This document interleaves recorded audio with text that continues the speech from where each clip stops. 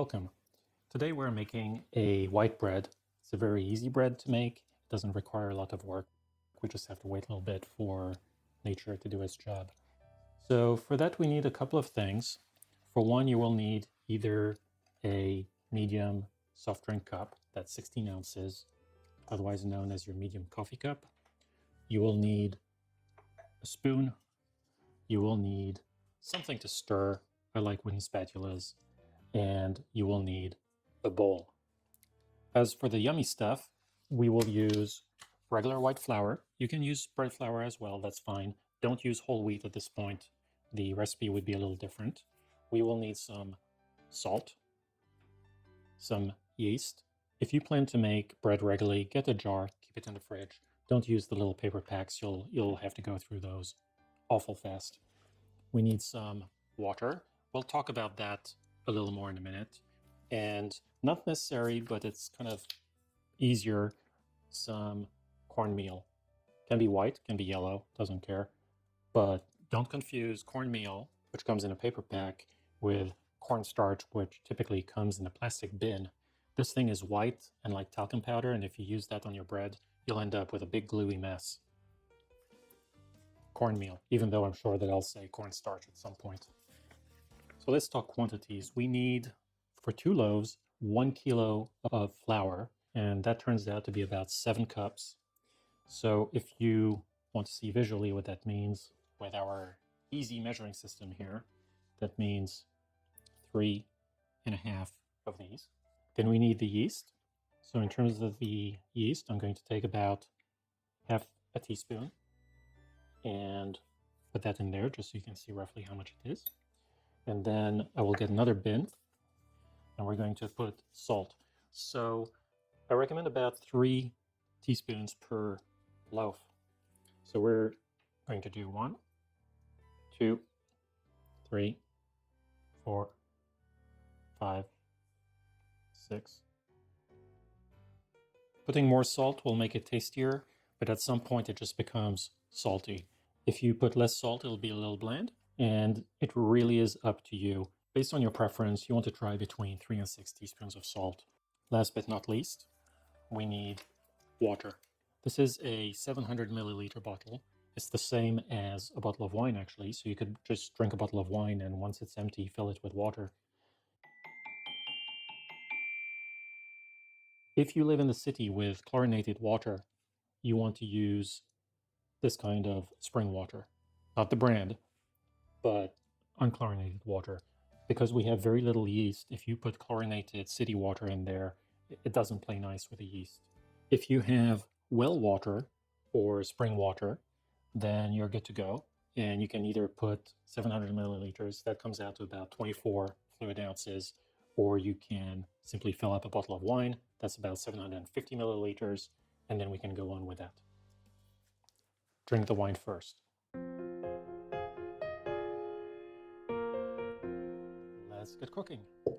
Bowl, flour number 1, flour number 2, cup number 3, and the half cup. Then we dump in all the salt and all the yeast. Doesn't have to be perfect. Grab the water, whole thing in.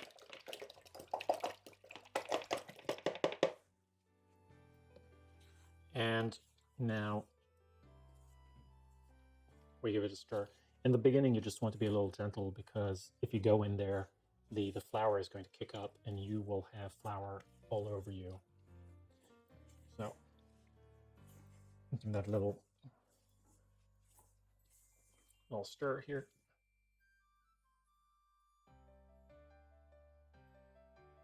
What I'm looking for is, you see on the bottom there, there's no flour.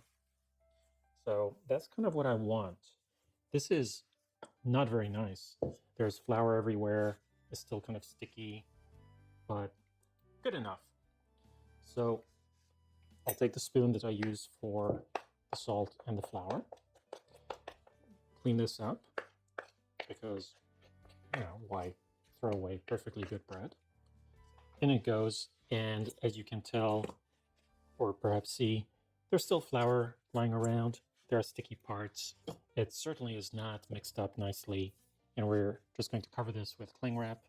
We are going to leave it on the countertop overnight for anywhere between at least 9 hours for the yeast to do its job to 18 hours where the yeast is going to run out of steam and not do its job.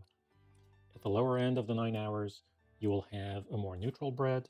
At the upper end, your bread will have more of this tangy sourdough type flavor.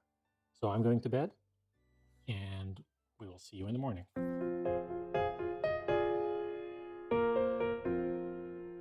You have a number of options to cook this bread. One of them is a simple aluminum pan. We put cornmeal in there, put the loaf in, and then cover it with aluminum foil, and in the oven it goes. Another option is your standard loaf pan. Again, cornmeal goes in, cover it with aluminum foil, and in the oven it goes. We are going to use a cast iron Dutch oven. We will take some parchment paper. Make sure this isn't wax paper. If you put wax paper, very bad things will happen. And we're just going to press it in. Put the lid on, and in the oven it goes. It will be a 450-degree Fahrenheit oven, which is about 250 centigrade, and we will preheat the oven with the pan inside. Our second loaf will go in an oven-proof skillet. No plastic button, no plastic handle. This will need parchment paper as well. So I have a piece of parchment paper here. It has to be a little wider than the skillet, so this is fine. And we're going to get a circle out of this. So to do that, we're going to fold it once, twice, and I'm folding it around this point here. 3. I'm going to keep folding until I can't fold it anymore. 4. 5. Now this is getting tough. Take the lid, and I'm going to look at the screw. Grab some scissors, put it roughly in here, find the right distance, and cut. That's that. And now I can unfold it, and you can see it's the same size. So this goes in the pan, the lid goes on the pan, and this also goes in the oven and will preheat to 450 degrees. And I'll see you back in a little bit to make the loaf. Time to check the dough and see if the yeast did its job overnight. The first thing you'll notice is that the dough is now extremely shiny, very sticky and tacky. So something happened. We're now going to flour the surface so it doesn't stick. You can do this straight on the countertop as well. That is completely up to you. So grab the dough in all its glorious stickiness and dump it out in the flour. There you go. All the pieces. As we're making 2 loaves, we need to flour it up and get this all tucked together. Grab a sharp knife, cut it in 2, watch the fingers, and set that second one aside. This will become the round loaf. It's a small loaf. It's very sticky. So we're going to flour it up. Just plop it in the flour. Put your hands in it. You're going to be doing this a lot. Grab it, and you're going to do a rotating, crimping motion. So rotate and tuck it underneath. Rotate. It gets sticky. Sticky, sticky. A little more flour. Here we go. Hands in and twist, twist, twist, twist. You will see it starts stretching, bubbles appear, and that's all good. Sometimes you will have too much flour, and a pocket of flour will be inside the dough, so as you twist, suddenly it breaks. So you could keep going. It'll take a while, but it'll fix itself. Or you can just leave the dough, give it a little tuck, fold it up again. There you go. And then very little flour on the hands. Keep twisting. It'll go away, and you'll have your nice little loaf. Final stretch. Move it aside. Parchment paper. And then we are going to grab a little cornmeal. This prevents it from sticking and also gives it this sort of little bakery look that you see on bread. Give it a little twist if it's stuck to the board. And there you go. Grab a very sharp knife, and these lines will help the bread rise. And you can do it the other way for a different design.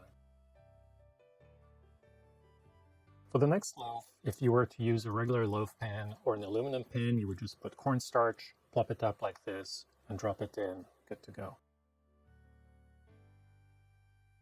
But we are going to make rolls as a crown where you can break them off and then eat them as you want. So for that, we'll roll it out, stretch it out a little bit. Again, flour it up, sharp knife, and cut it into little chunks. It doesn't have to be super precise. Okay, let's separate these out. And of course, they're very, very sticky.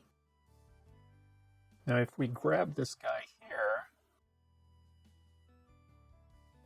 see the little bubbles in there? That is what will make a nice crumb. That's proof that the yeast did its job, and also that it is extremely tacky. So a little flour, and that's more for our fingers than for the bread, and then same rotational motion as before. So let's get all these guys done. 1, 2, rotate, crimp, crimp, rotate.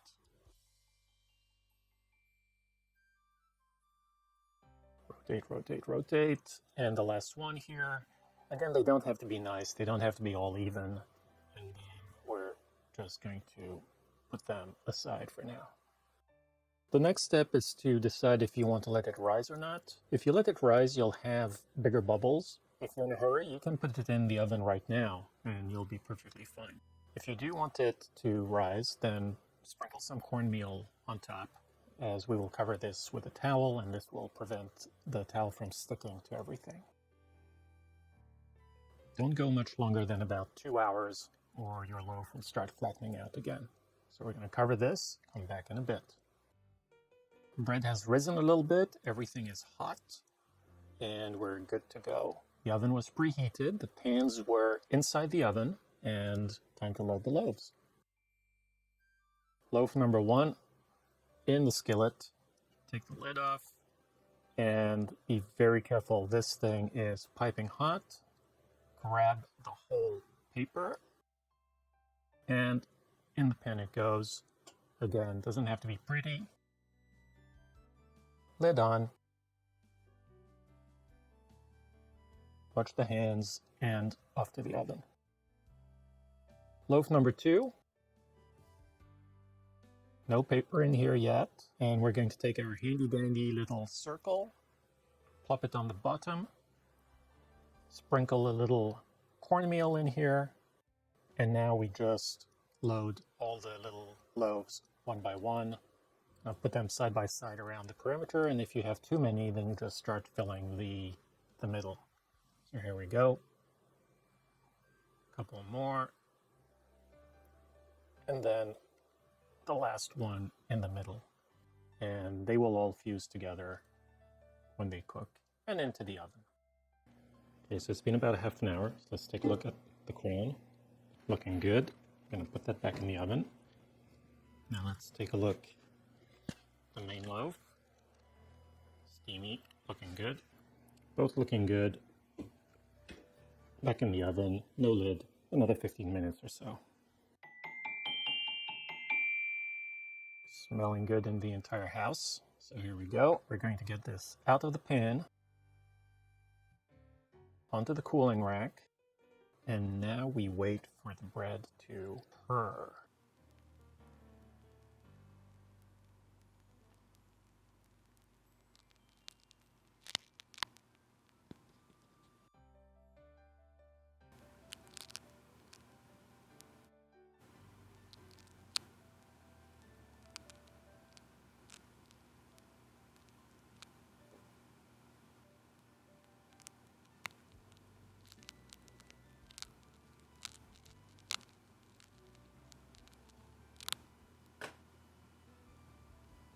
Now, as great as this smells right now, we have to wait about 20 minutes before we can cut into it. And here we have the crown. Pull the roll out, cut it in two, and ta-da! See the nice bubbles? Now the big loaf. You can see the cornmeal that gives that bakery look. Let's give it a cut.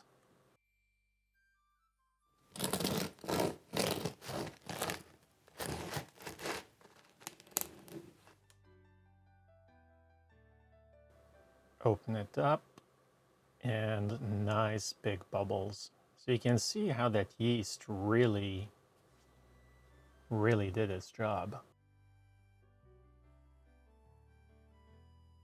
Now you might wonder why I cut this thing right down the middle. And it is because when you cut a slice, and you cut outward from the middle on each side, so you go on one side first and then on the other side,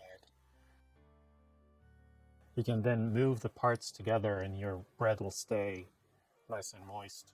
Or, if you don't want to do that, you can start at one end and then just tip it. And there you have it. Easy, fresh, little work, and tasty. Bon appetit.